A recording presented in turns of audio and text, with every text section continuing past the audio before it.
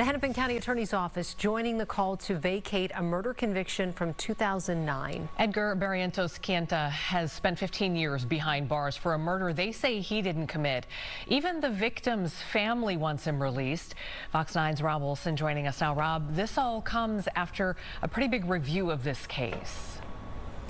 Yeah, in fact, a 3-year review of the case that really finds a lot of fault with the MPD investigators at the time, who they say were really pushing witnesses to identify the man that was ultimately convicted. It finds that they didn't give enough credence to his alibi that the review found actually holds up, that he couldn't have made it from where he was to the crime scene in the time that he had. And a juror that was part of this case so many years ago now feels a lot of pain over the decision they made.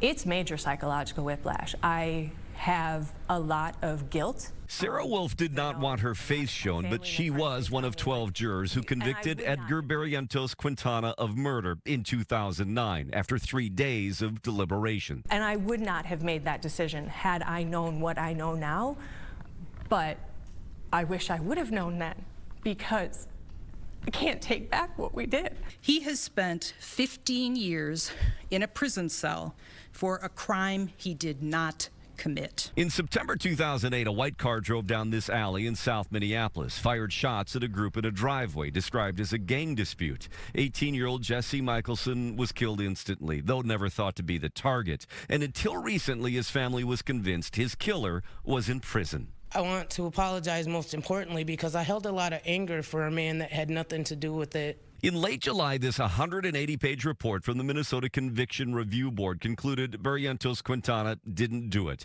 His conviction should be vacated and charges dismissed. Hennepin County Attorney Mary Moriarty is now asking a judge to do just that. We are hopeful that the court will give Mr. Barrientos-Quintana the relief we believe he deserves. Witnesses at the scene in South Minneapolis described the shooter as bald or with a shaved head. Barrientos-Quintana's mugshot 10 days later showed a full head of hair, as did video from a grocery store in Maplewood just 33 minutes before the crime.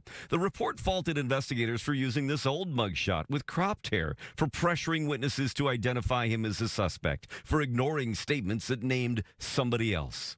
His whole life was taken away, and I did that. Like, I didn't mean to, but I have some major guilt.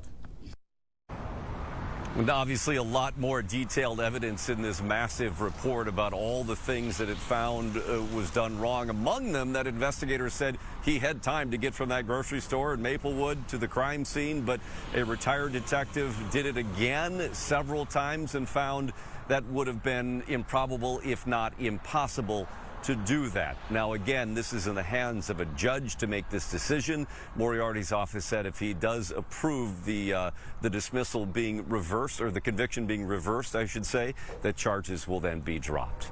In Minneapolis, Rob Olson, Fox 9.